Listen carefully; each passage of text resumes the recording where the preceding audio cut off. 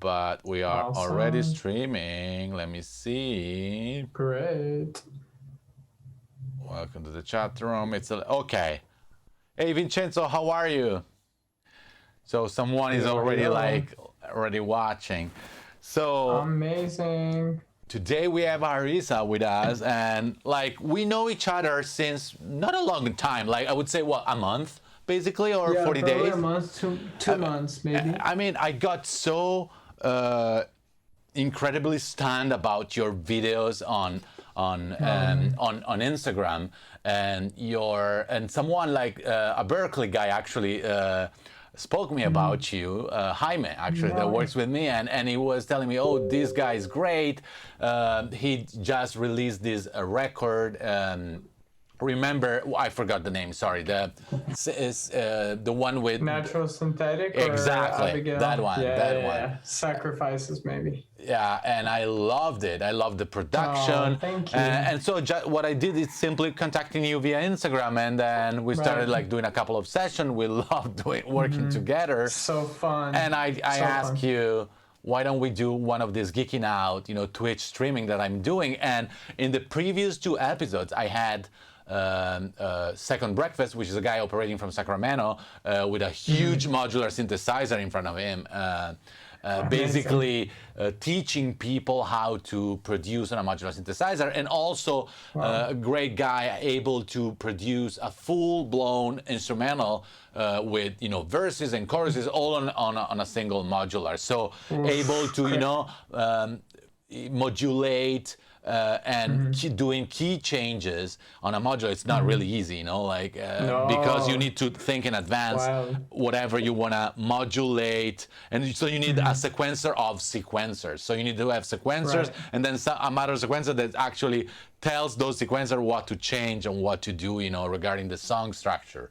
And then in the second episode, we had the fantastic Richard Devine, that I know him since a long time. Great, sound designer, producer, vintage synth aficionado, and modular synth fanatic. Third episode, we have you, which you're operating basically in the box. Everything you do, you do it in the box. And I would say most of it. The only outboard stuff that is going on is, I on the side right here I have a 106 and a Prophet 6, and I have right here analog rhythm by Electron.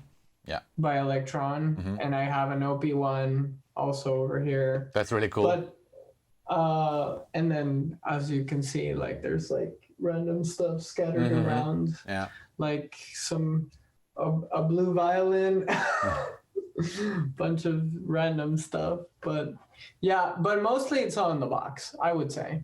I've been, while we were working together and doing these writing sessions, I was really impressed by your, I don't even know how you're doing. That's why we're doing this, because I want to steal all your secrets, So it's just, I'm gonna steal your secrets in front of a public of people, So I'm in some way, because you had such an interesting and original way of producing and probably cutting and using and committing to audio.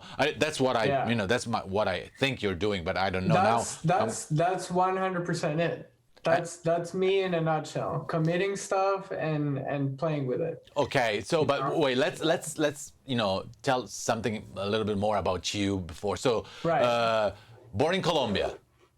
Born in Colombia. How old are you now? 20? I'm 26. Oh, did you just turn 26? Because I remember then when we met, you were 25. True? No, I'm 26. Oh, okay. Yeah. Okay, so should we quit the streaming right now? next, maybe I could turn 20. No, but I'm gonna turn 27 next week. Oh. So sad. Okay, I'm probably gonna quit the streaming so right now. Okay. So we have a 22 years old from Wyoming. Right, exactly. Yeah. So that sounds good. So what's the story? So you. So only child, born and raised in Bogota, Colombia. I basically, like, my dad is a music lover, 100%, and music was a huge part of my life from the get-go, in the sense that he was always listening to records, and he had like rows of vinyls, and like he had like walls of CDs, and there's even like pictures of like a closet that he had that was Wow. like full of CDs, and I must have been like 2 or 3 years old, and I'm like looking at I remember like looking at the covers and like just being like thinking that it was almost like magic Yeah. to me, you know. It's like alchemy or something like that, like something that was out of this world. And they put me in piano lessons from when I was 4 years old to 7, and then I quit really fast. I was like, not my thing, but I was always like wanting to be the center of attention. So I would like always want to be in like school plays and stuff like that. And when I was 11, my parents gave me a guitar, and my life changed. That was like, okay, like it was almost like an immediate like falling in love forever. Like no one could separate me from it. And I started playing a lot. Then I started learning I wanted to be put in lessons right away, because I never wanted to be like self-taught. I wanted to have a direction with it. And so I had this teacher, Leonardo Peña, for about like 5 years, and he like sets all the like ground rules, and like he basically was like kind of like the structure of everything that was happening. And then he introduced me to Berkeley. Oh, wow. And I became obsessed with Berkeley. And when I was like, it's even hilarious the way my dad tells this story, and it makes me sound absolutely insane, but I was probably like 14 about, no, 15 about to turn 16. And I wanted to go to a summer program called 5 Week.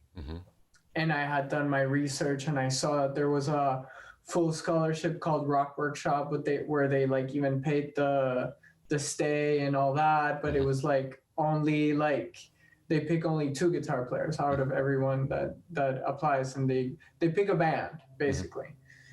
And it was I don't remember his name, because he sadly passed, but it was this he used to play in Dixie Dregs, one of the keyboard players from Dixie Dregs. Incredible.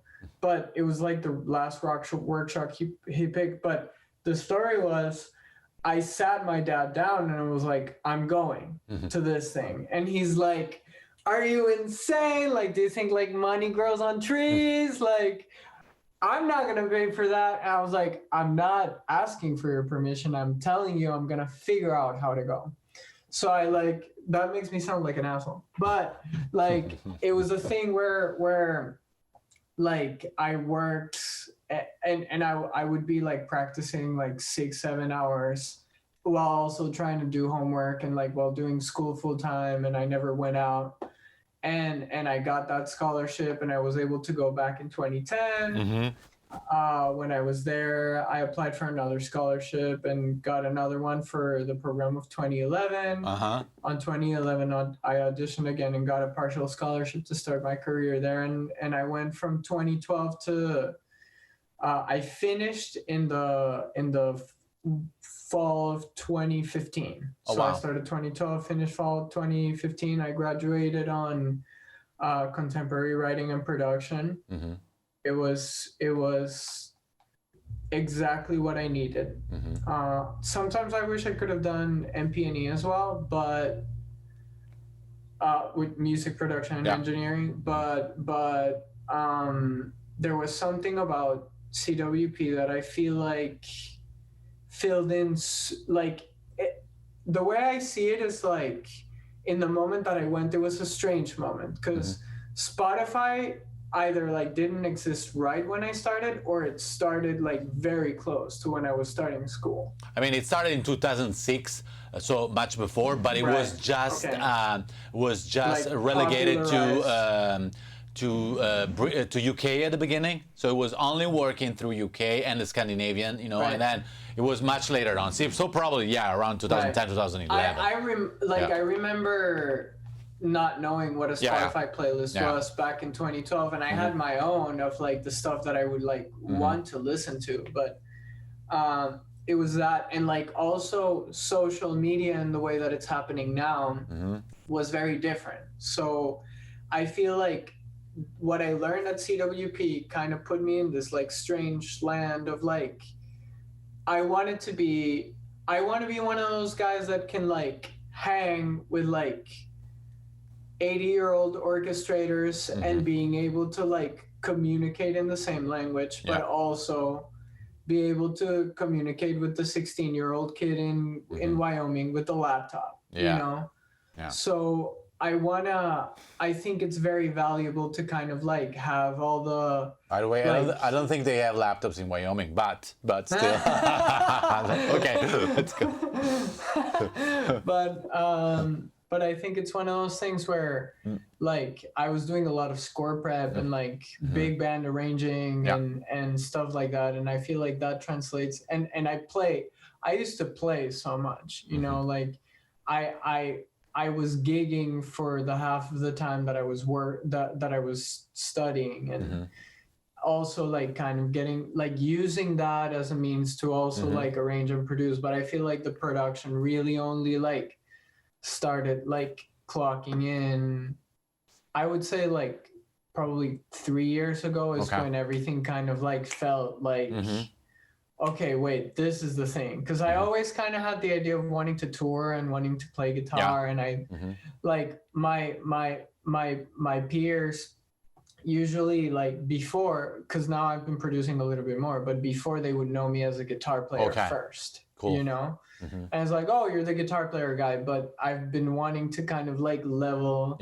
myself up so that I can be equivalent in the sense of like being able to work with the negative space, you know, and if people need help in terms of the songwriting, then being able to like help them, give them what they need, or like in production. So anyways, that I'll take 10,000 tangents. So no worries, but let me know. I mean, it's exactly. But your character is exactly like that, and that's what I love. You can totally.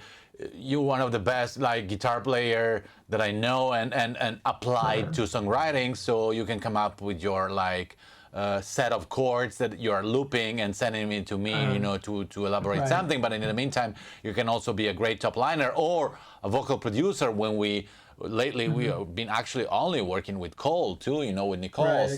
So she's a great, you know, top liner. I mean, she's easy to work with too, just because she sounds amazing if she sings 100%. Potato. But also, you seem to be the perfect guy to interact with her. You know, like in the fact that you know how to vocal produce or how to get to a certain feeling, you know, in a song. But also, and that's why we have Logic behind you. I mean, behind us. You seem to be a great, you know, producer, and I want to see more in detail. You know, I don't know. You have something you want to show? I mean, I have so many questions. So of course. I mean, we can open tons of stuff up. Yeah. This one came super quick. It was like it was one of those scary ones that it kind of just happened, and then like at the end of the day I just needed to like throw myself on the couch and be like, what just happened, as if like a truck had hit me.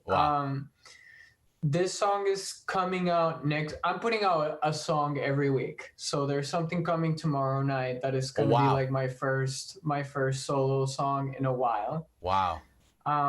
But I mean, I've been kind of like starting different bands and different projects. So on Spotify, you are Ariza. So let me just, in the meantime, while you're showing, let me get exactly copy in the chat the artist profile. Okay, I found it. Copy artist link. So so everyone is gonna see this. If I find the chat, the chat is here. Okay, yeah, go on, please. Yeah, and also on my profile, like if you go down, there's like an artist-made playlist called Ariza Discography, where there's like a full collection of like stuff that I've like either just played in or written or produced or all of the above kind of Oh, thing, wow. you know. So that's usually what I keep most updated every time something drops, and if there's like a multiple drop that week of like something that is coming out on my artist name, but also I some. found it. So let me copy that too. So everything is gonna Awesome. be here. Okay, great. And if something gets released, it usually goes there. There, you know. yeah. I do the same, yeah. Yeah, and that's kind of the way to keep, and it goes to the top. So Yeah. and it's, I mean, it's very like it's quite schizophrenic. It's like all over the place, you know, and it sounds a little crazy putting some of them together, but I mean, it is kind of like what I love about music, that it doesn't need to be subjected to anything. But so for this song specifically, this is coming out next week. It's a project that I started with one of my best friends, who actually, she was my first collaborator. Oh, wow. My first song was a song that I did back in 2017, late 2017, called Insomnia. The bridge of that song is like super wild, but I mean, it's raw. But she's an incredible. Her name is Christine Noel. She has an incredible voice, and I've been working with her for a few years now. We went to school together. We knew each other from like mix class back in 2014 or something. She's like a sister to me. And so I've developed a lot of her project, and we've put out a bunch of songs together, but we were kind of talking, and I have all these bands, and we were like, we need to do something that is actually like our thing together. And this is it, you know. It's called Barely, like Bear. Yeah, I see it. I see the title there. Yeah, I can also write it, but it's probably gonna look like this on Spotify, and it's gonna be me and her basically. Barely. Yeah. And so it's one of those things where like we sat down, and originally, like, I tried to work with her in the capacity of developing her as an artist, but in this case we kind of were like, we should do a song together, you know. And this is kind of what came out. It's very, I would describe it as a little bit of a collage. It's art. This one is a little bit more artsy than usual. Like, there's a lot of weird shit going on, and it all happened in 7 hours. Oh, wow. Like, from the moment that it started to the moment that it ended, and we're not gonna touch it. Like, this, I actually prepped it, and this is the prep session for mix that I sent to my mixer, John Resin, which shout out. He's a freaking legend, angel person, the best. Play. He mixes everything I do. But yeah, I should play a little bit of this. Yeah. Let's do it. Should I play the whole thing or stop? Why not? I mean, you tell me, and then we can, I can ask you something, you know, about, I'll play the whole thing, and then we can dig in.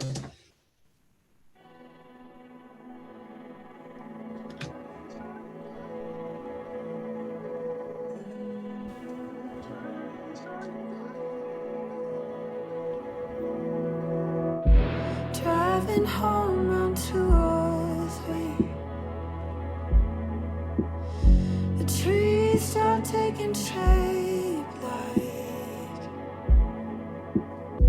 giants crossing freeway lines, just searching for some peace of mind.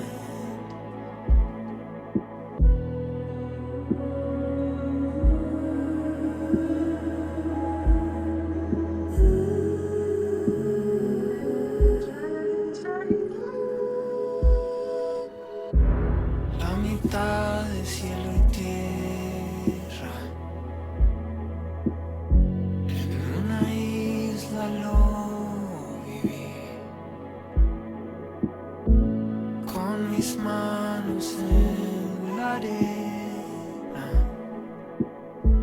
Busco el tiempo en sueños de Dalí.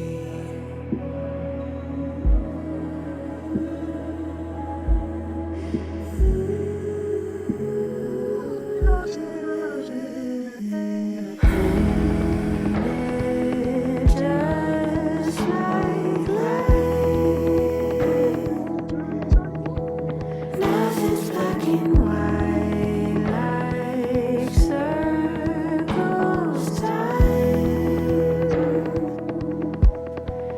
Hey, it's just like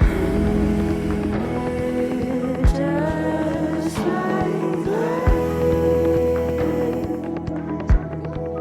Nothing's black and white like circles time. Hey, it's just like the gap in understanding. Palabras en el mar. Brain to mouth to use. Ojo en la tormenta. Words like a dripping fast. Miedo que nos siga. Fractions of the fullest fears.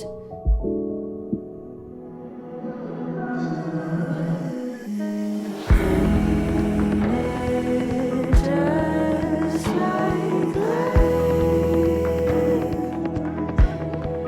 Nothing's black and white like circles time. And it's just like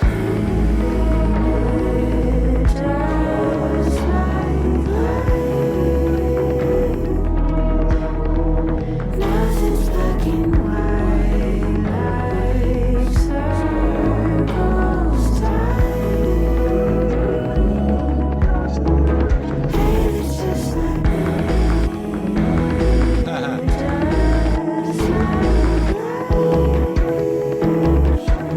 nothing's black and white like circles Fantastic. The end is fantastic. Wow. Yeah. So let's start from the end. Okay. I mean, I understand. I understand. There's a lot of chopping and everything, but how you do it? So, what is? So- yeah. So I guess like and the conceptually like to get to the end, Yeah. I think it's one of those things where like that's probably one of my favorite parts of the song, just because it's the payoff, Yeah. you know, and it also has to do with like that was a lot her like I was kind of like following her lead in that time. She was like, yeah, let's start creating more like it should be more there should be more entropy going on at the end. I was like, awesome, I'm gonna try. She was thinking more distortion Yeah. based. I was kind of thinking, okay, like I think it's a very sweet contemplative song, right? And it's about I feel like human condition and communication and life itself, kind of like explaining what it means to be in like this world and kind of like consciousness itself. But I think towards the end, it's just like the deconstruction of like everything being part of everything else. And part of like my production choices happen in the sense of if it's not supporting the song in any way, then it's not worth doing. Yeah. And with this, I feel like that part of the song works so well for me. And I mean, maybe other For people everyone. won't like it. Yeah, I but- love it. I remember hearing this song. Remember, you showed me this song Right, last time, right. and I remember Yeah. being wow at the same time, at the same, I think I almost said the same thing. I almost laugh, when you laugh because it's great, when something is great, you want to, as a producer, you want to laugh because Porco Dor, this is really great. Thank you so much. I mean, and it's not, honestly, whatever is happening there is not crazy at all. Like it's literally so simple. It's just about how it's falling and how, like, I think part of why it feels the way it feels is because the setup is the whole 100%. song. It's a setup, it's like 3 minutes or whatever, 2 minutes before, that it's very sparse and it's very moody and very atmospheric and everything, Yeah. But that's and then at the end, like, it's almost a thing where it's like there's a few things that lead up to it that make it even more. Like, for example, this bass that comes, like, you have a chorus that repeats twice, that has a very simple melody, that has very simple words, and then on the fourth iteration of that chorus, it all starts, like, in a way, like, heightening but also falling apart with this kind of bass that I have over here. I'm gonna play it quick. I'll play this section for 2 seconds.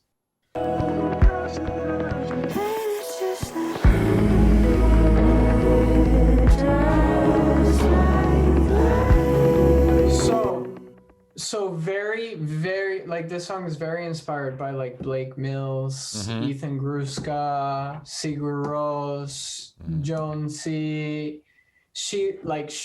I love Coldplay too, but she loves Coldplay. So, like, it's kind of like a little bit of everything together in terms of, like, the feeling. And we were both like, it happened way too fast. That bass is literally, I think, like a one shot, not one shot, but like an arcade sample that I just like. Yeah. The song is in kind of like, it's in a weird meter in the verses, and then in the chorus it kind of like just falls back into the 3/4. Yeah. But the interesting, I mean, I kind of like played that bass and I was like, oh my god. As much as I want to like fuck with it, because I like to tweak or like not just use things like right outside. As soon as I played that, I was like, okay, like this is exactly what I mean. I just probably like side change it to kick with like C2 and then like I'm taking all the top off. But it like does, the harmonic rhythm of it is so tense. If you hear it. Yeah.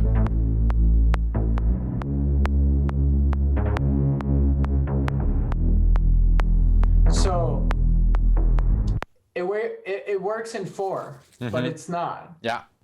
Like if I solo it with the drums, you're gonna hear.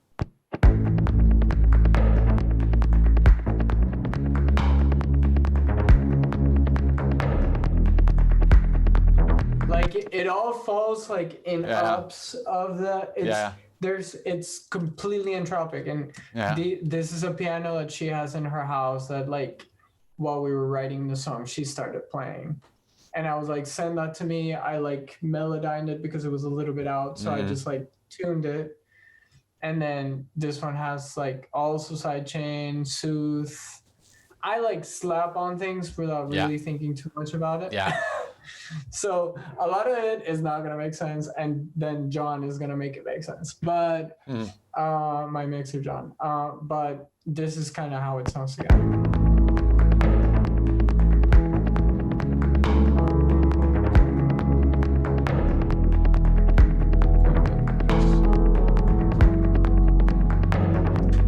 Now, all that to say, that's the first phase of everything deconstructing and falling apart. Now, the second phase is the interesting shit. So we started thinking like, well, let's make it more granular, let's stretch it out. She was like very leaning much into being like, let's distort stuff. And I was like, I like the idea. I don't necessarily know if I want it to feel aggressive. Angry, Like yeah. I want it to feel like Japanese house meets Bon Iver, but in our way, and kind of like still giving them a payoff of the song that is going to make it feel authentic, you know? So what I did at that point when we were like coming to, it was the end of the session, so we were both kind of like already like gone, like really tired. But I was like, okay, first thing I'm gonna do is I'm gonna start. You can see things like slowly kind of like dipping out. This like clap thing starts dipping out. The bass dips out right away. You can still see the piano, but the piano dips out around here. So I'm stripping elements off as I'm introducing this thing, which is I basically just did a bounce of the instrumental and then did the drag. I basically did what's Put it in called? a The contact in a sample, yeah. yeah, on contact, I did the drag MIDI to host Oh, yeah. with the grid of the bounce of the track. So this is like just Yeah. a bounce Yeah. of what we had worked on. So it has all that good stuff, but then I sort of like played it. I started playing it on top of everything else. So you got this.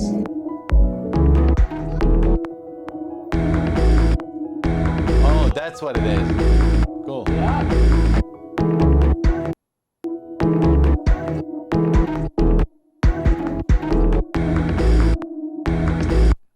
That's cool. Very simple. Yeah, yeah. It's very simple. Like, Yeah. but it's so effective, you Yeah. know, in the sense that like it feels like I'm doing a lot more, but I'm not. You know, it feels huge because it doesn't feel like the song itself, but I think it's just because like I'm also like putting it through OTT. Yeah, and, but also like- it feels because it's a sample of the song itself, so you stay in the same atmosphere and basically timbrically and tonically, you know, you don't change a lot, but you know you're actually playing a sample of the pre-production. It's great, you know. Exactly. It's And almost and like, that's- sorry, I don't want to cut you off, but it's almost No, like no, go what ahead. Afex Twin was doing at some point when he was basically on Window Liquor, on a lot of other songs, where the creativity was happening on the 2-track. So Right, he was doing this right. electronic, you know, big, you know, like, you know, simple songs, then he was bouncing those songs, and then he was cutting and editing everything on the 2-track, Right. you know, pitching down the Exactly. entire song or making Yeah. it skip, or, you know, a lot of Warp artists did that at that time, you know. And then Skrillex, you know, Skrillex is doing a lot of editing on the 2-track also, on top of the other editing he's doing, you know, on the Well, arrangement. and I think it also has to do for me with like my love of like people like Justice too and Daft Punk. Yeah. You know, where it's like to me, like there's just something that feels so raw about like getting like it's almost like it's its own instrument, you know, Yeah. but it's comprised by like the whole frequency spectrum. Yeah.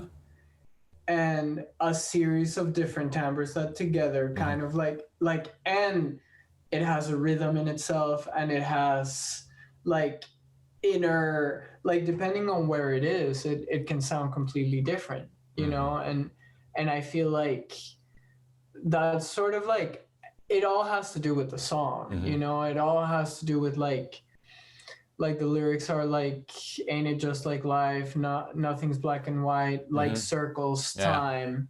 So it's a very circular song, you know. And that's, I feel like that's what happens also like with the 3/4 time sort of thing. And What like- did you use on those vocal samples? It's probably you in the whole song. I mean, the whole song there is like Yeah. there's like vocal samples that come every like 4 bars. let's take you a know. listen. Yeah. Yeah, let's take a listen. Yeah. So Even at the it's beginning, yeah. it's mostly her. Oh, her. Okay. It's mostly her, and it's shit that I hear her say that I'm like, that's our, like very, very inspired by James Blake in that sense, where like you, and it happens a lot on my other project by the Natural Synthetic, like called the Natural Synthetic, with my good friend me at Hope, where I we love lean that a project. lot- I love it. Let me put a man. link for that too, because I Oh, love it. thank you. Yeah, that's like one of the things that I'm like most proud of that I've been a Yeah. part of. But I mean, sound-wise, it's really, you know, you. stunning. The Natural Synthetic Thank here. you so I'm gonna much. just put a link to the artist, so basically they can Awesome. dig in, you know, from Great. there. It's also on my discography playlist, cool. and every song that comes out, it comes out on her artist page, my artist page, and the Natural Okay, Synthetic cool. together. So if you like want to hear only that, like it's all there. That's kind of what I'm doing with my stuff. But in terms of the vocal samples with this, I'm taking her and I'm basically using the things that, like, it's all very accidental. Like it's very not, Yeah, there's planned. not more, Yeah. it's not much thinking to it. It's more like I feel like, oh my God, like that melody ain't it just like life, like that to me was like, oh wait, hold on, like what if there's I think of James Blake song, if a car moves ahead, like something like that. But it sounds like he's like singing it twice as low, and then he's like making it fast, and that's kind of like what I think I either just timed it so that it's like way faster. So we have this. So what is giving that? It's just simply time stretching that gives that kind of. Yep. Wow. Yeah, it's the time stretch. So Wow. if I open this up Yeah. and then just kind of like maybe go like, I can mess this one up. It doesn't matter. It has Alter Boy to change the format. Okay. Yeah, for sure. Yeah. You have Oh, cool. like it's basically Yeah. the chorus, which let's play here. That's me. Alright, let me see. What's where she that? is. What's that? What's this? What's this? Let's find out. What's that pad? Wait, let me see. Just a vocal or what? No. It has to be. I think it's Ornaments by Slate and Ash. Not Ornaments, but Cycles. Okay, cycles. Cycles by Slate and Ash. I tend to like mess shit up so much that like sometimes I forget and I commit stuff so fast that I'll forget what it is. But like if I maybe I'll no. Yeah. It's Cycles by Slate and Ash. Yeah, but I have it. then Yeah. It's so good. Sometimes I forget that I own stuff. So many things I'm buying that I forget that I own it. Yeah, I actually forgot about those. And there was a time like 7-8 months ago when they came out, like a year ago, that was using those on every record. You know, like I was so much and in then love. You like just and then shove you it away. yeah. Well, I feel like it got to a point where like I was using it so much in the latest sessions that I was doing because everyone was reacting to that so fast. Yeah. That everything kind of started sounding the same. And then I get really mad at myself. I'm like, you're so cheap, Juan. Yeah. Why are you using the same tricks? Like, I'm like, oh, it's that one. Same with like. People don't even know how crazy and how crazy judgmental we are with ourselves in general. You know, how, I'm talking for myself now, but how I hate everything I do.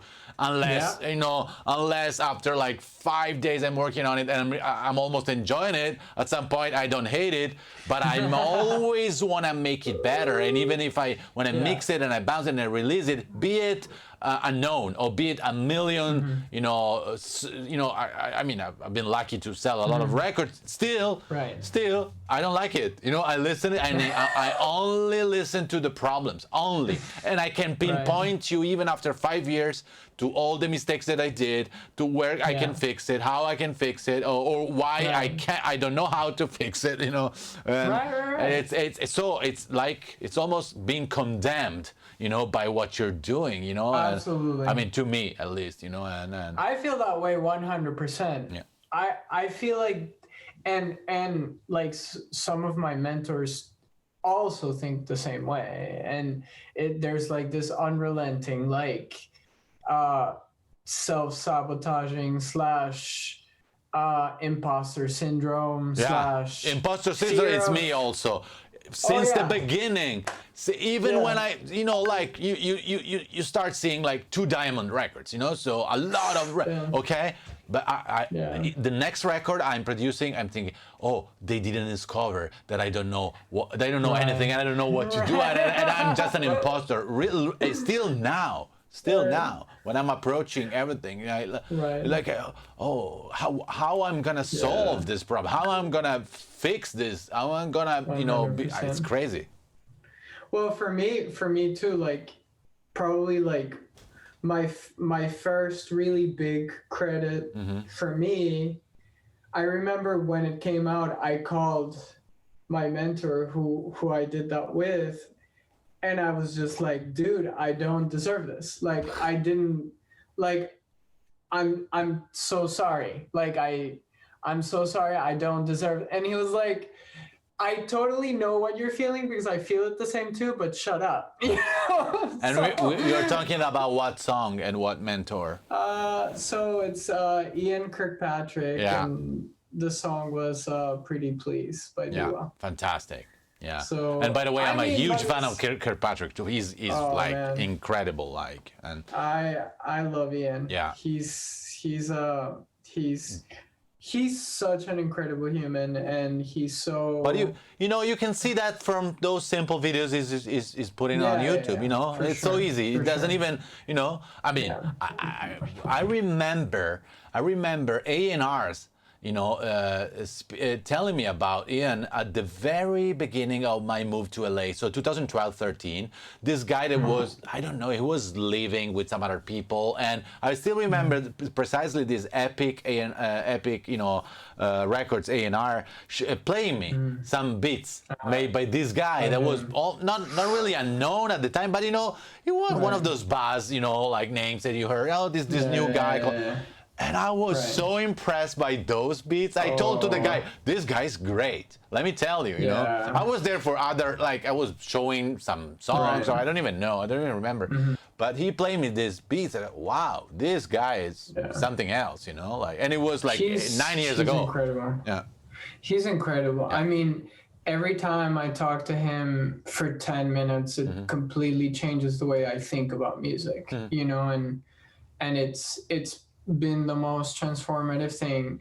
And he'll be so funny about it in the sense that he'll be like, no, like, I don't know shit, but then he'll drop this like thing Knowledge. that I'll probably I'll have to sit on it for like 7 months. And then it'll like I'll start kicking my ass at first because I'm like, yeah, he's so right. Yeah.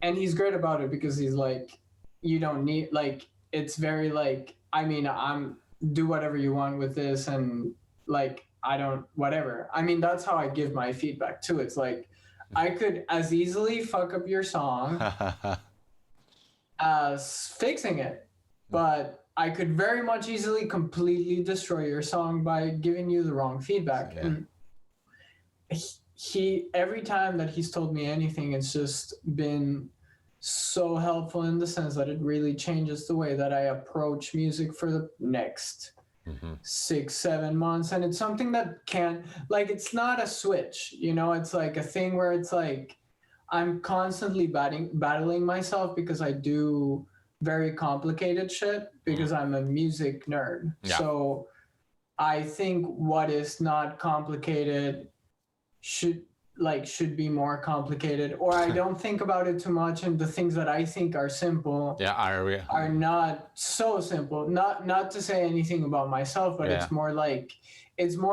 I don't think twice about it, and I gravitate towards that, and I feel like what I've been trying to work more.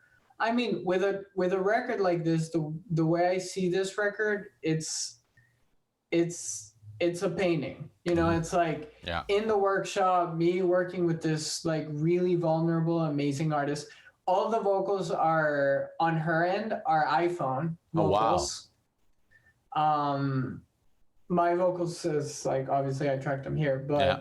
like it's like stream of consciousness, subconscious vibes, and I don't remember what we were talking about. No, we were but- talking.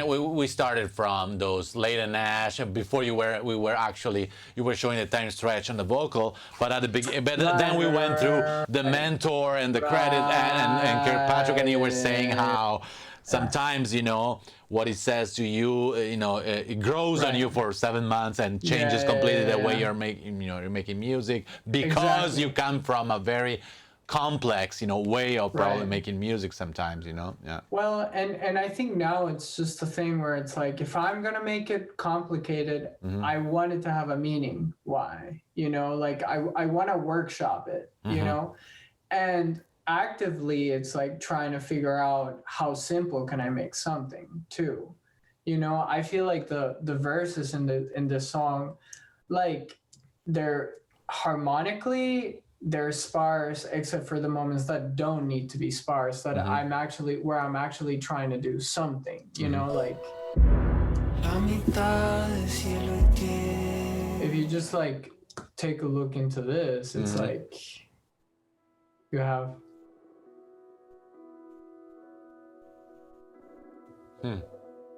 so that's probably a piano that's like going through Sugar Bites, Effectrix, Mega Verb, Decrackle, and it's doing this. And I probably like printed it from the piano and stretched it. So you can like see the little glitches. So that's happening. That's Ornaments. Late and Ash. But it's a drone. It's basically a drone. Yeah. And then this is what You're so lucky that you didn't get deep into modular synthesizer because you're gonna be first of all you're gonna basically spend like $50,000 out in and then secondarily you're gonna be totally sucked in a black hole of like 12 years of like not even communicating with anyone, because that was what happened to me in 2009-10. For a couple of years I was so sucked into that. I was still making music, still making pop music, but studying every hour of the night, every single free moment just about modular and how to connect. And now I have a resurgence of that. So I'm actually like up until midnight studying how to make it better, and then you only think about the modular system. You only think about that. Even now, you said ornament, and there's a module called ornament and crime. And I was thinking, maybe he knows about ornament and crime, so I should. And then I realized there was this Late and Ash thing. So, but I mean, again, like. It's one of those things where maybe I can see myself like... I can see you like totally losing your mind. Yeah. Maybe in 10 years. Losing my mind.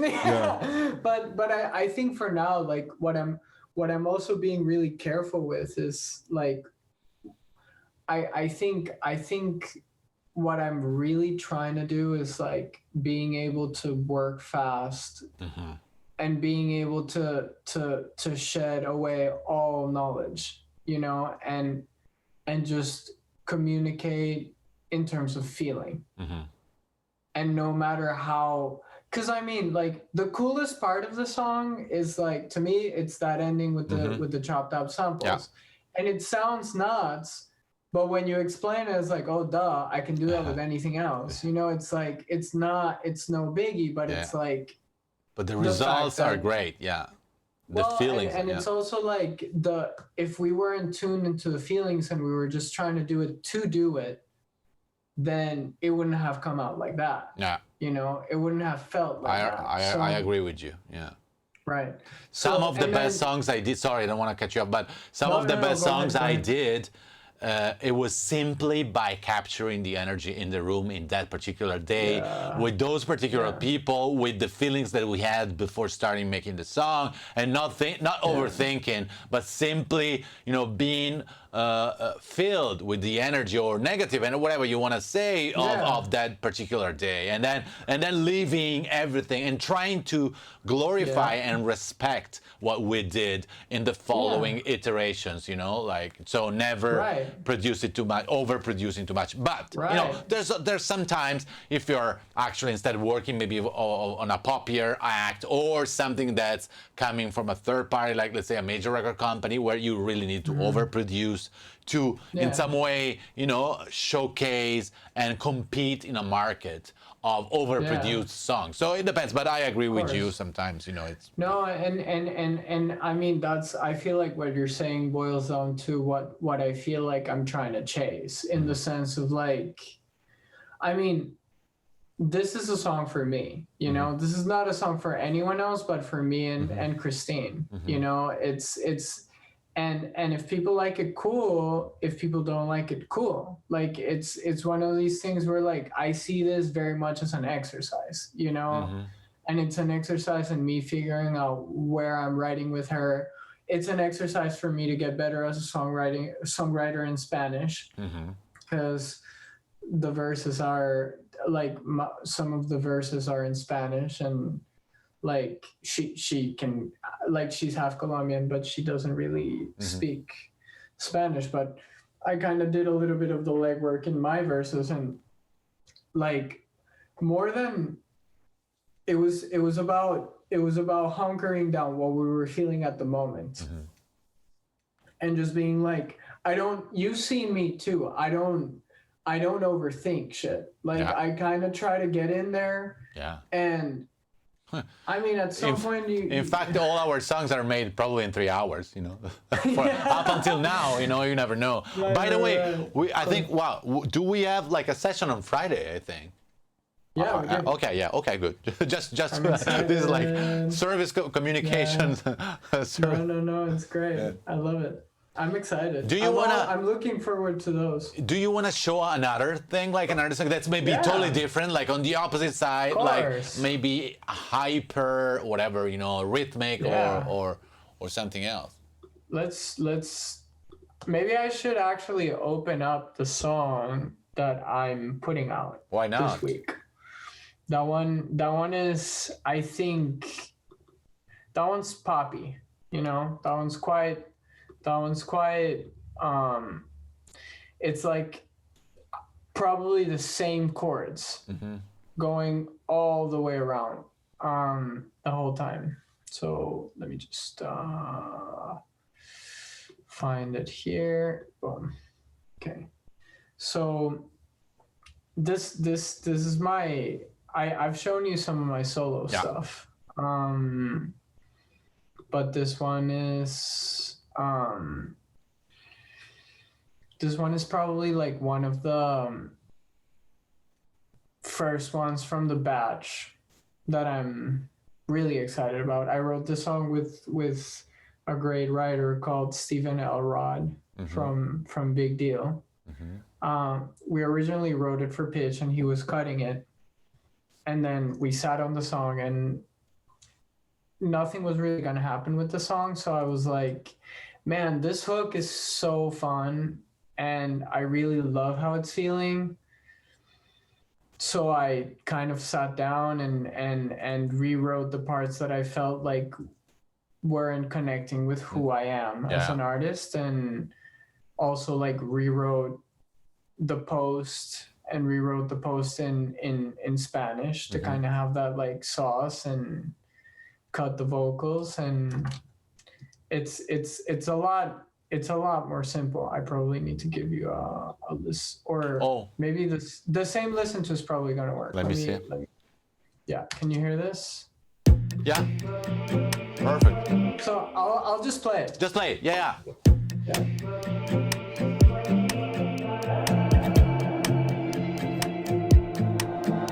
Si me dejara el universo, quisiera la oportunidad de verte una vez más. Pongo a tus pies lo más sincero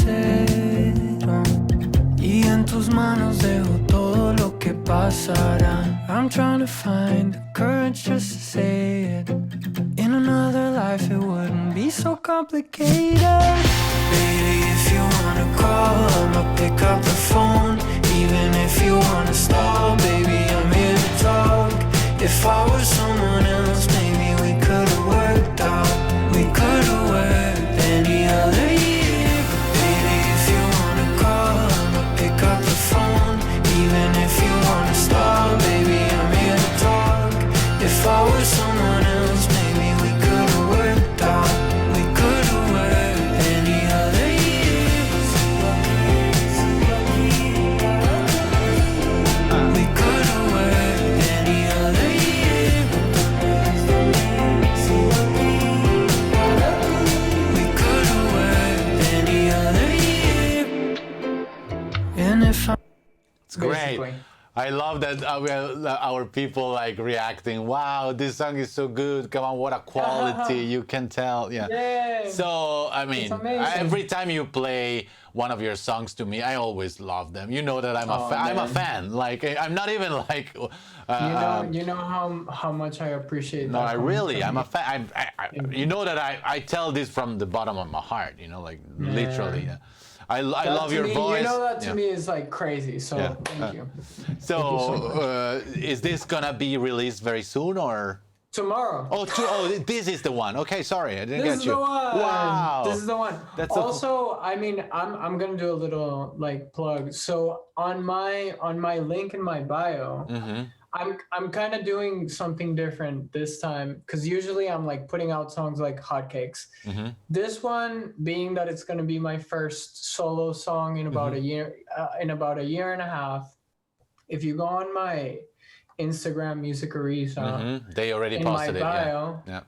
in my bio, there's gonna be a little chance to like enter this contest Mhm. where if you pre-save the song, you're gonna get an entry, and I'm gonna pick one person and do like a 30-minute like listening Oh wow. production lesson, That or is cool. like talking about like stuff or like showing some stuff or listening or giving feedback and Yeah. stuff like that. So it's in there, and you That's just need cool. to pre-save the song, and it's easy to do. So So Fantastic. it should be all there, Vincenzo but just posted again your Instagram account, so people can just simply click thank there. you so much.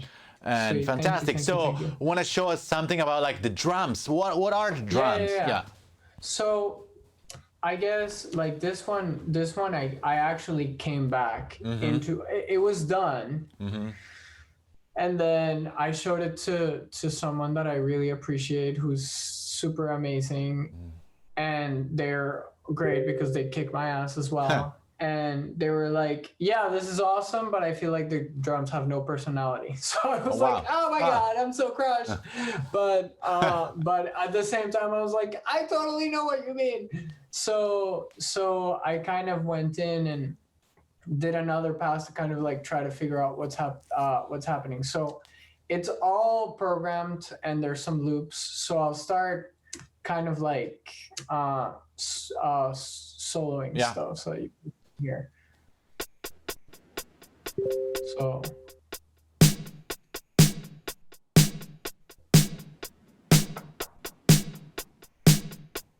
Oh, it has a little bit of a delay.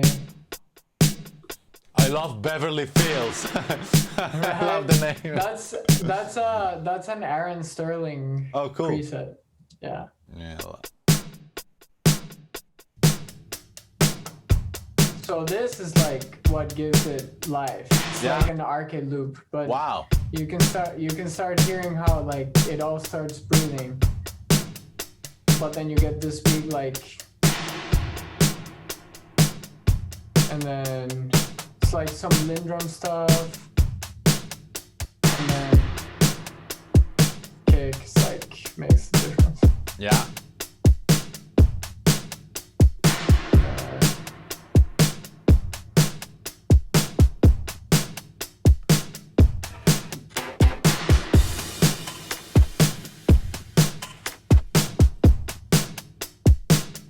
So in part, it's like all that stuff.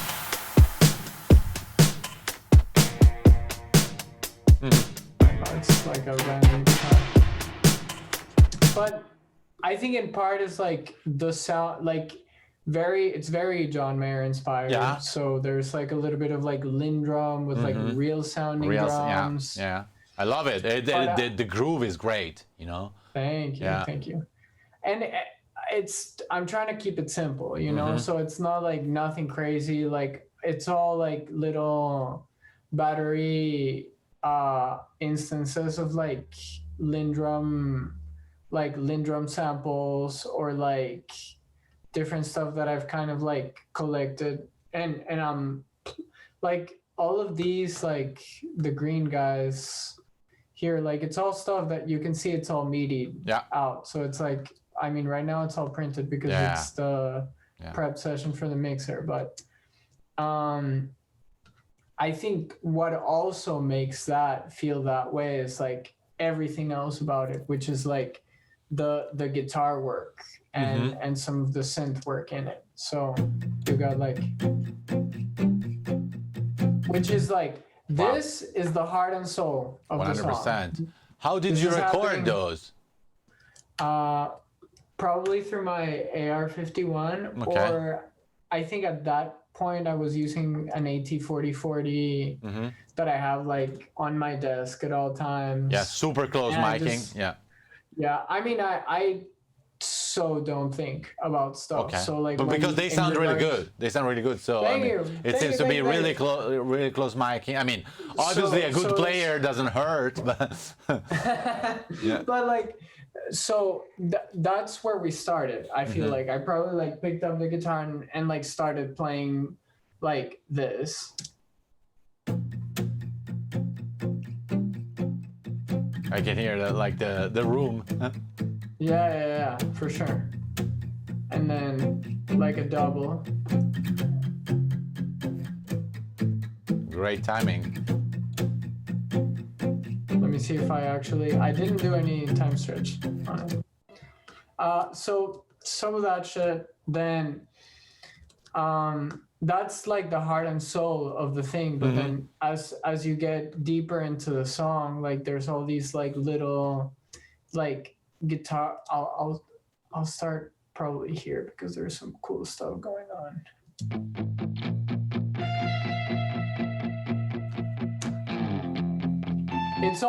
It's mostly all guitar rig.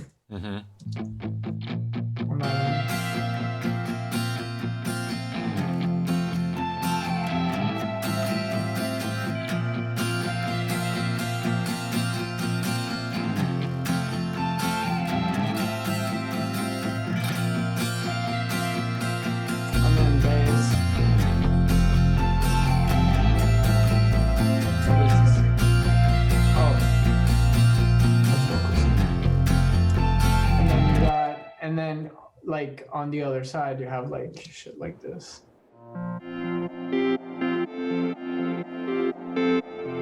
Which is the DX7 Arturia stuff, just me playing.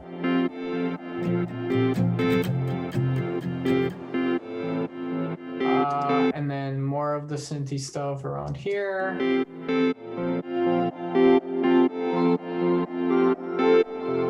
All DX7. Because I probably got it recently. Yeah, that day, yeah. So, yeah, exactly. I'm like, oh, let's I'm always excited when I get something I want to use it. First of all, because we spent money, so we need to put in a good use. Make it count. Yeah, at least. Gotta make it work. Yeah. There's like some of the Prophet. Yeah. And then there's like there's a nice little stack of like cool, like there's like a banjolele and like some weird shit. Let me see if I can find those. Yeah, right here. I think, hopefully. Oh wow. Beautiful. So it's those guys are. Those are beautiful. It's I have like $100 mandolin, and then I bought this in Sweden. Wow. Which is like it's a ukulele, but it has a banjo body. Oh, okay. So it sounds like you can do silly. I'm always doing silly shit. Yeah. with that stuff. I, But this one is super simple, you know. it's beautiful. Thank you. And should I the second verse has probably more of the interesting movement Yeah. of things, just arranging wise. But again, it's same chords all the way through, and that's what I tried to do to keep it simple.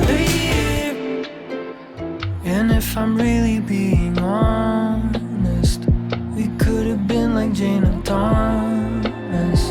Wildflowers back in August, free falling for the longest. You wouldn't even notice, caught up in my emotions. I'm trying to find the courage just to say it. In another life it wouldn't be so complicated. Baby, if you want. Fantastic. I This is love like it. such a John Mayer move. Yeah. Wait, where is it? Like Allman Brothers inspire shit. Yeah.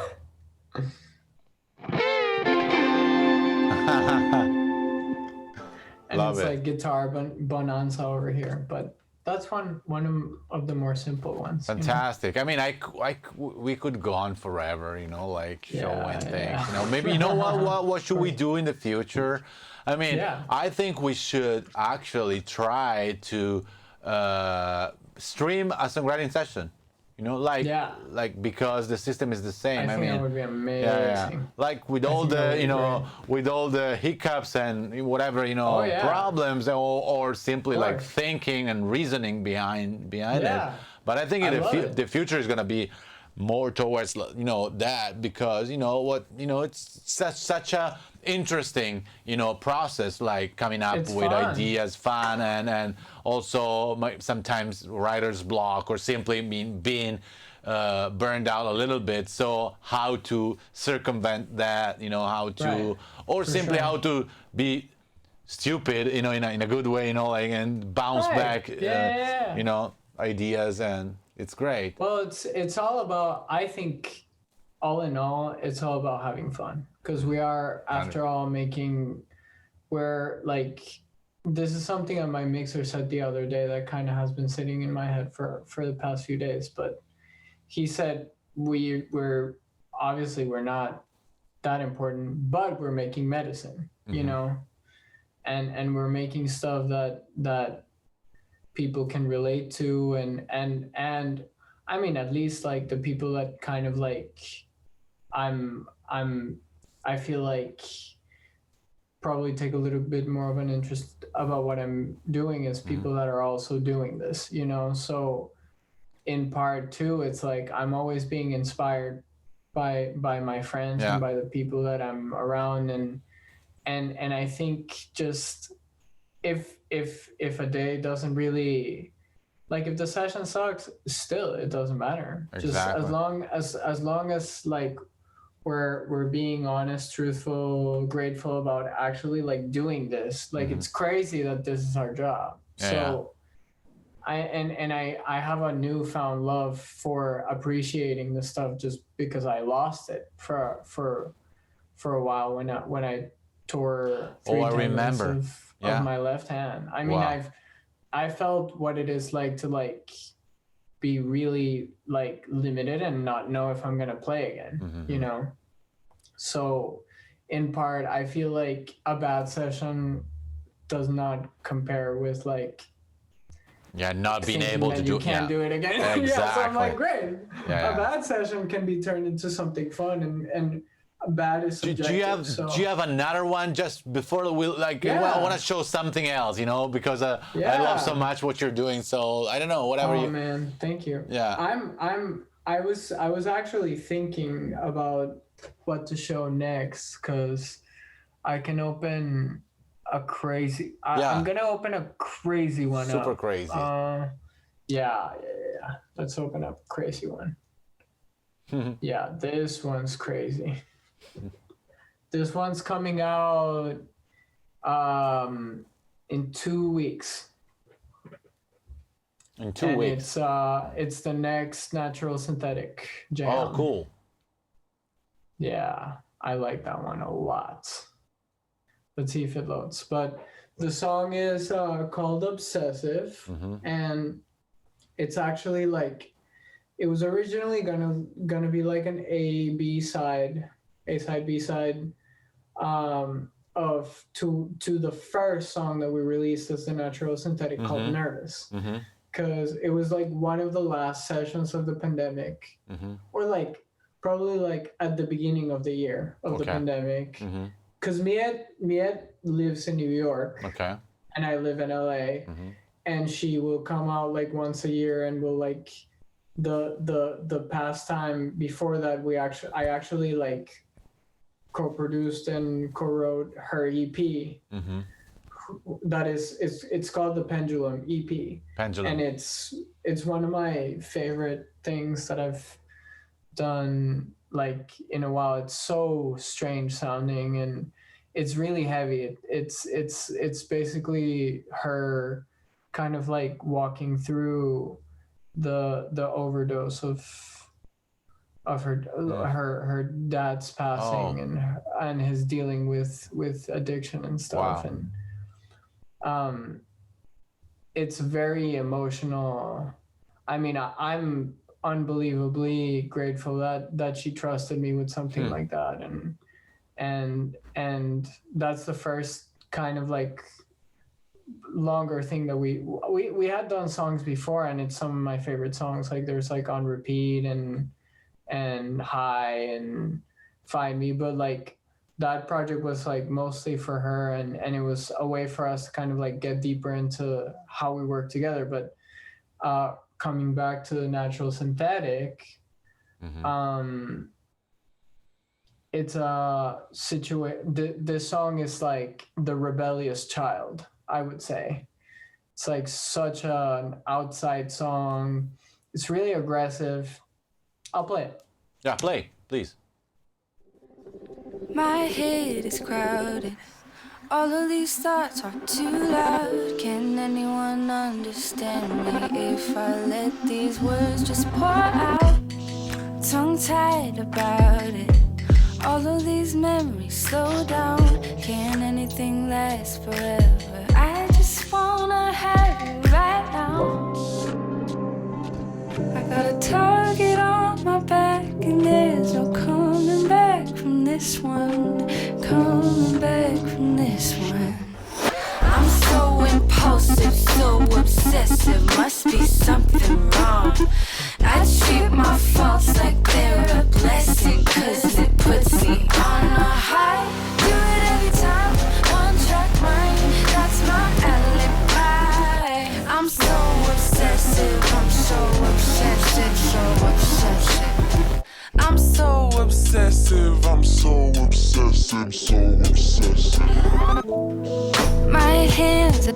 So that's cool. That key change. I don't even know if it's a key change, but that chord at the beginning of the second verse is great. Right. So the strange way that this song kind of came about, and I probably need to do this right now. Yeah. So we originally had something completely different for the verses. And then did the chorus, and then I was like, hold on, we need to reimagine the chorus. So it feels like it in such a strange space, because it was feeling super happy before, and then I just started like reverse engineering her vocal. So tongue-tied about it. All of these men. And then I kind of like probably started playing the chords after that. So started doing this stuff. Tongue-tied about it. All of these memories slow down. Can anything last forever? I just wanna have you right now. Tongue-tied about. That's me beatboxing. Oh wow. Tongue-tied about it. All of these memories slow down. Stuff. Can anything last forever? I just wanna have you right now. Tongue-tied about it. All of these memories slow down. Can anything last forever? I just wanna have you right now. That's why it feels like it's such a strange, like it's like very like it's the harmony is very ambiguous because Yeah. it's a lot of like two like there's no There's no like you say usually major minor. exactly. There's no connotation of the mode. Yeah. They're all no, sus chords. Yeah. They're all completely sus chords, which like kind of creates this space where it's like tension, tension, tension, tension, and then the release happens. In the chorus. Like Play the chorus again. I'm so impulsive, so obsessive. So it's like beatbox. Then you have this like little side stick, some hats. And it's all played and like most likely not quantized. Wow. Yeah, all of these are not quantized. It's just like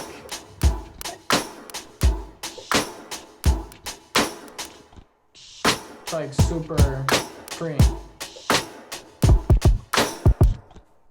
So this is the star.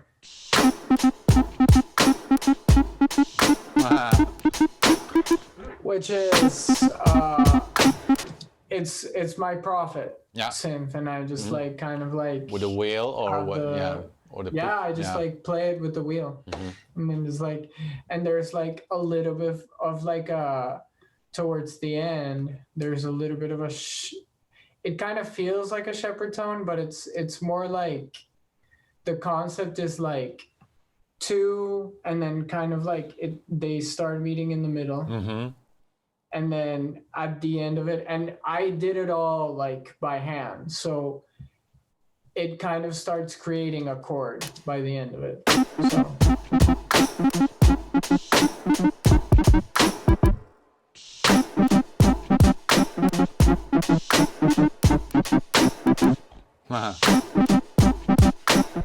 And then when you add the bass line to that, which is like this chromatic thing on the Juno, then you get this. Oh wow. Love it. And then the ending I like do like a permutation thing, so it kind of like feels like it's in like 5/16. But my favorite part of the song is actually this madness happening. Oh wow, look here. at that. So for my first album called Why Am I had done an intro to the album where this album came out probably like 6 months after my accident.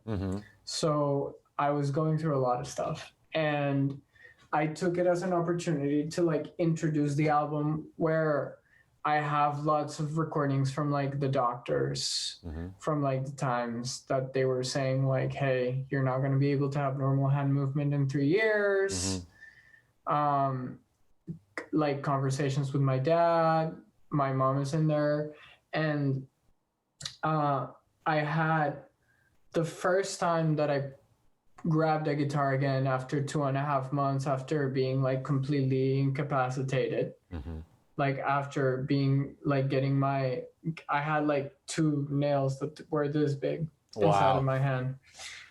When they took those out, then they cleared me for playing, but I couldn't do this. Like so I basically couldn't hold the guitar, but it was a thing where I had to like work up to it. And I remember wanting to start to play right away, but not being able to twist my hand. So I kind of had to like play a little bit like this first and then like work up to it.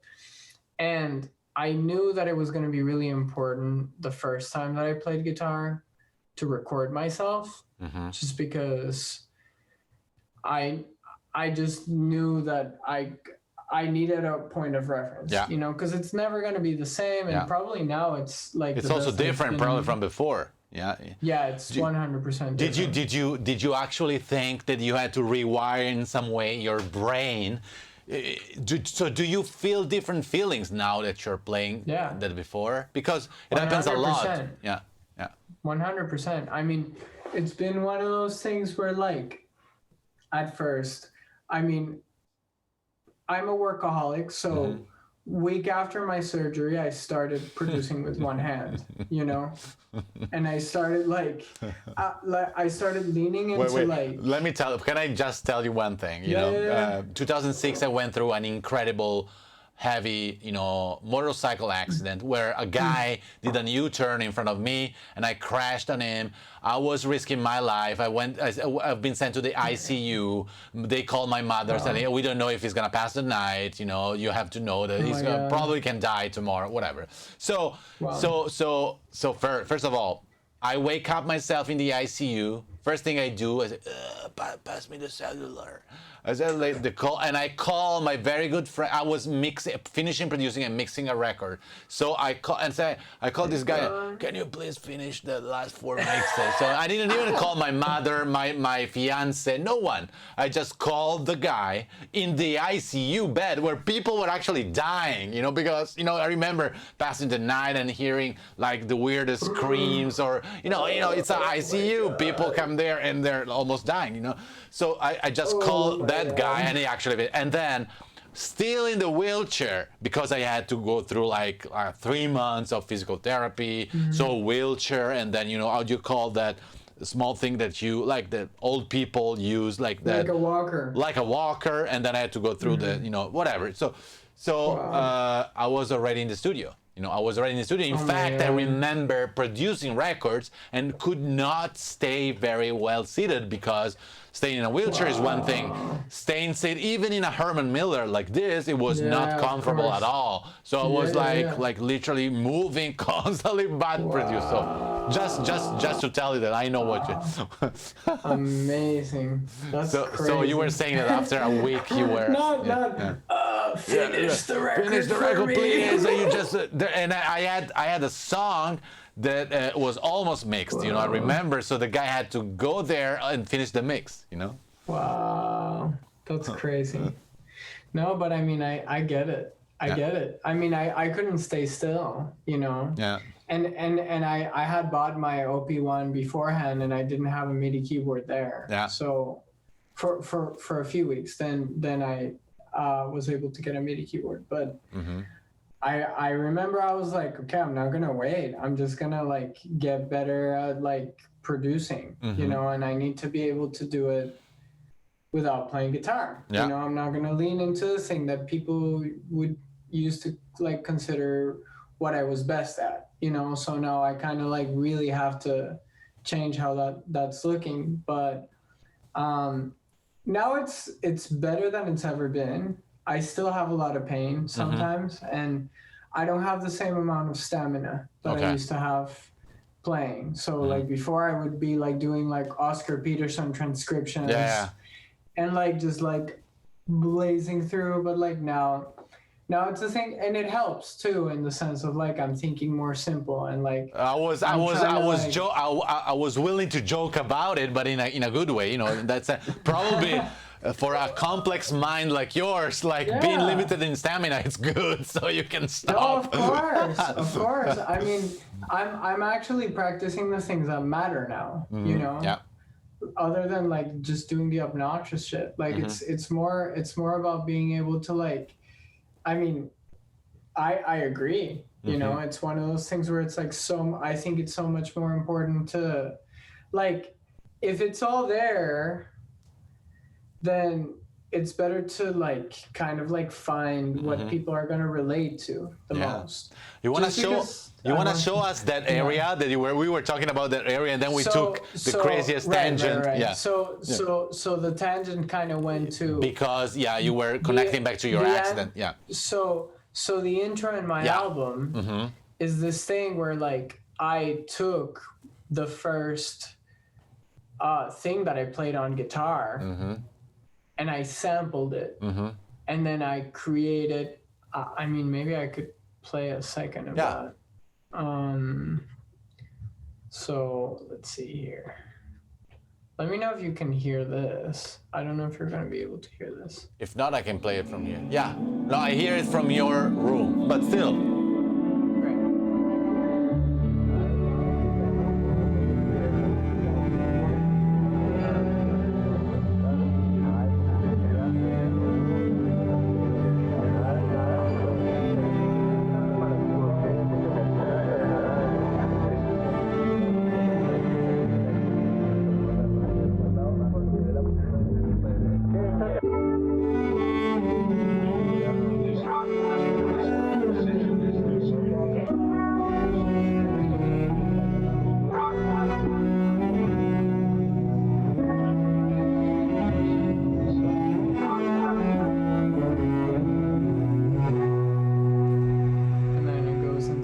second song of the album, kind of straight up. But anyways, so I had this incredible. So that's like the sample. Like it's all the chordal information, all the harmonic information. It's like the first time that I played guitar. Oh wow, yeah. And what I wanted to do is I have this amazing friend of mine called Michelle Packman, who's a cello player.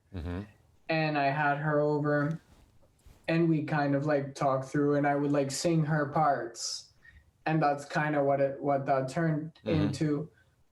That all connects to this in the sense of like when I was showing her, she was like, oh my God.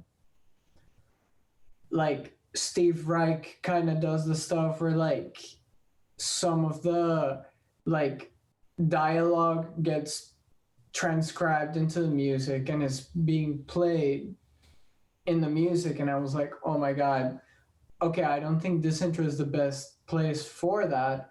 But I was at the moment finishing the song and we didn't have a bridge. And I was like, boom, we have our bridge. I'm just gonna have like a really insane, ridiculous extravaganza of taking like vocal samples. I'm gonna scatter them through. Then she came over to my place and together I would kind of like sing her lines of what I would imagine could be on top of it. And this is kind of what came out.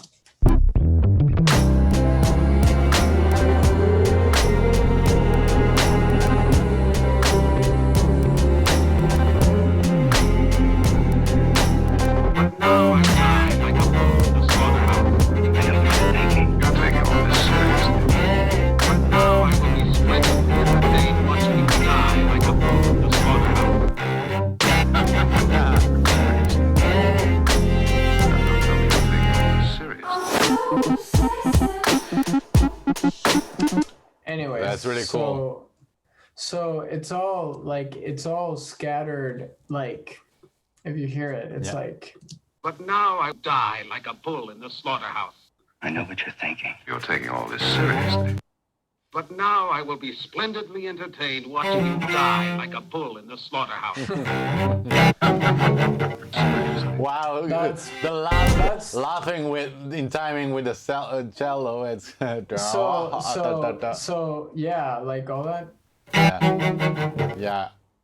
So the first, it sounds so strange because of the cut in the middle. Yeah. I would say. Like it generates this very weird.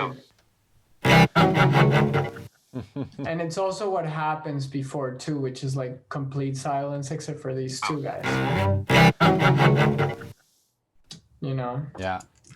And then you'll have stuff like this. It's very morbid. I mean, this one is Now I like. will be splendidly entertained watching you die like. So it's basically me singing her parts that make no sense.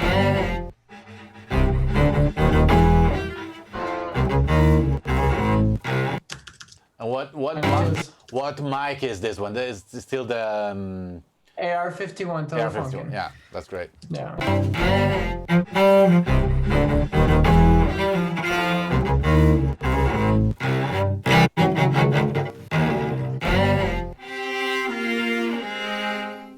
Wow.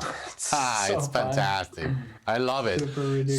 So, I mean, I would say that, not to summarize anything, but Yeah. no, I want to say that just by looking a little bit closer and, what you're doing, it's really what you said. Like, you are actually really trying to be focused on the feeling.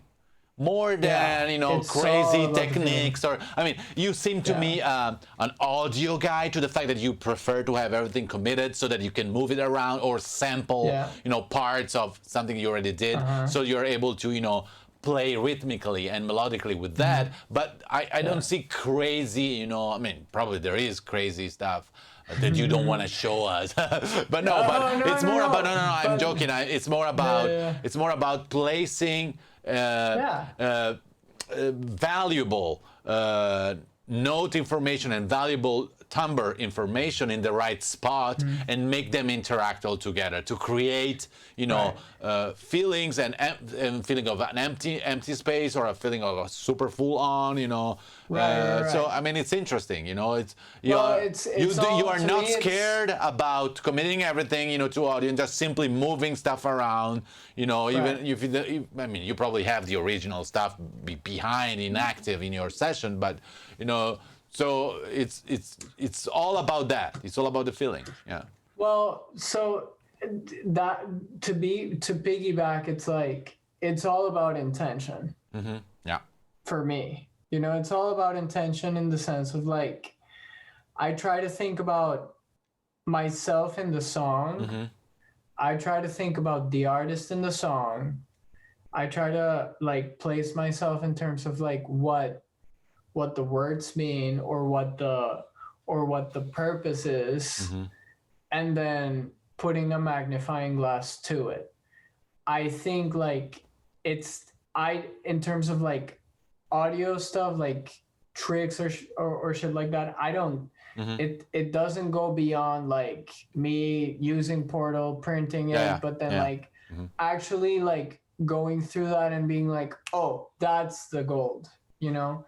That's the gold, and that's what we're gonna put here, here, and here, because that's what like alludes into the punk rock. Like if it's like, for example, the vocals like sort of have a punk rock energy to me, but there's nothing punk rock about it, except for the fact that like I wanted it to be like hip hop meets Sex Pistols, but it's only in her vocal delivery, you know, and in terms of how I think about music, it's like probably the reason why I'm not afraid of committing stuff is because I'm ready to replay it anytime. Yeah. You know, like I'm trying to like, I'm a very like hands-on. Yeah, I'm playing everything. You know, I'm playing everything, and like I see so many people drawing and all that stuff, but I feel like there's something about like that is so beautifully limiting about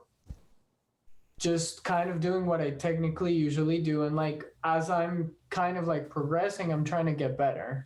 So I'm trying to learn songs, and I'm trying to flip songs, and I'm trying to like do you are pretty young, but what is the I mean, so what I want to say is what pushes you every day, what excites you every day, what, you know, push your creative, what excites you like to make more music? Is there something, I don't know, your room, or simply thinking that you're gonna work with great people, or simply because the passion is the music, so the more you do it, the more you want to do it, you know?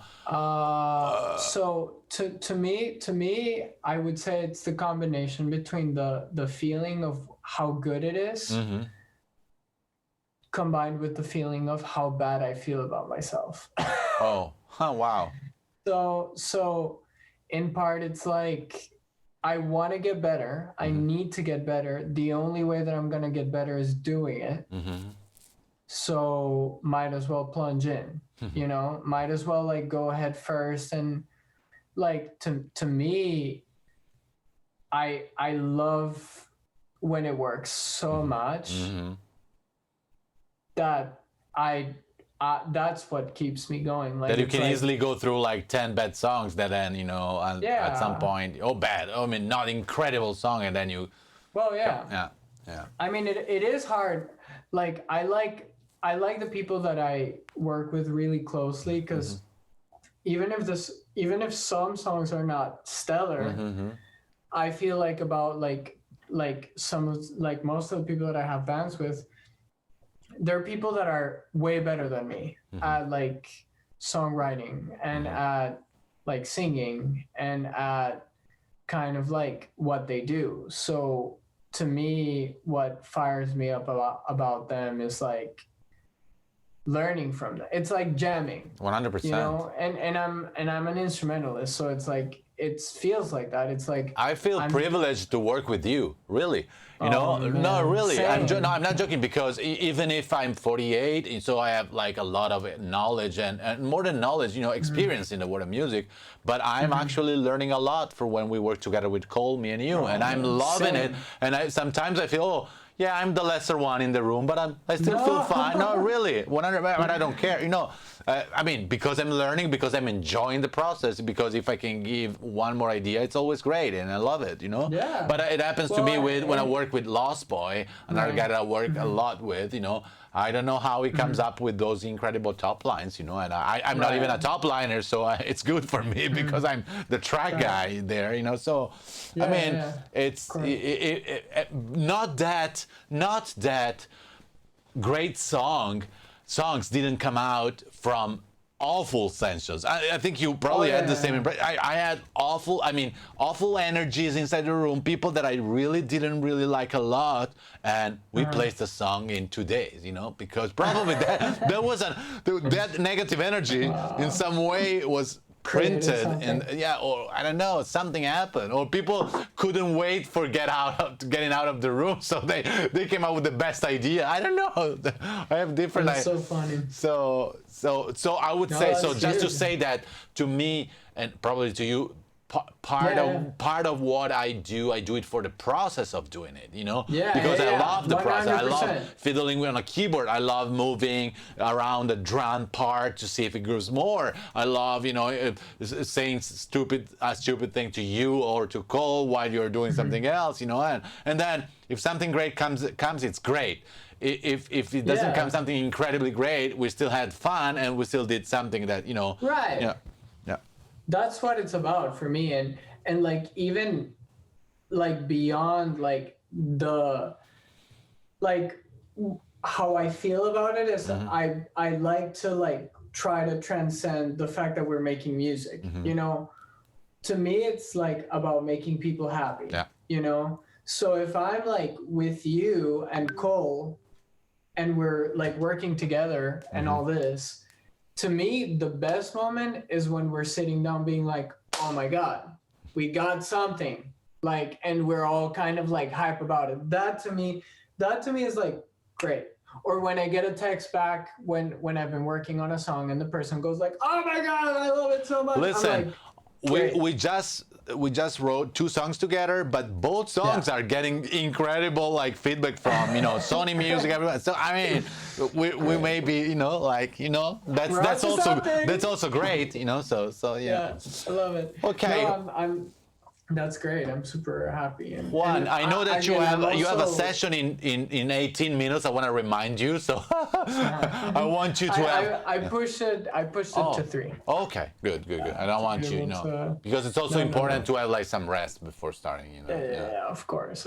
But just also so like I look up to you so much, and it's been such a joy to like work with you. And thank you. To me it means so much to hear what you think about what I'm doing, and like to hear what you think about what I'm doing, and listen, and to also like I'm such a fan that the other day I mean not that don't want to brag about anything, but I called back my guy at Sony and say, listen, you don't want to lose on this guy because he's gonna become one of the greatest. That's what I told him. Man. Whatever, Incredible, man. Thank you so much. It was such a pleasure to have you. I think, like, this is going to be great, but also in the future, I think we should totally, maybe when we have the right artist or write something, like to really do it online, try to stream the creative process, because it's fun, and you see also the quirkiness and the, the weirdness sometimes, Yeah. Thank you so much. I think on Friday let's try to set up the workflow so that if we do the next one with Cole, 100%. Yeah. We do it live. Why not? 100%. I think that sounds amazing to me. Fantastic. Thank you so much for your time. Right. Have a great session at 3 and see you on Friday. Much. See you on Friday. Bye. I'm so excited. Thank you so much for having me. Bye. Bye, guys. Bye.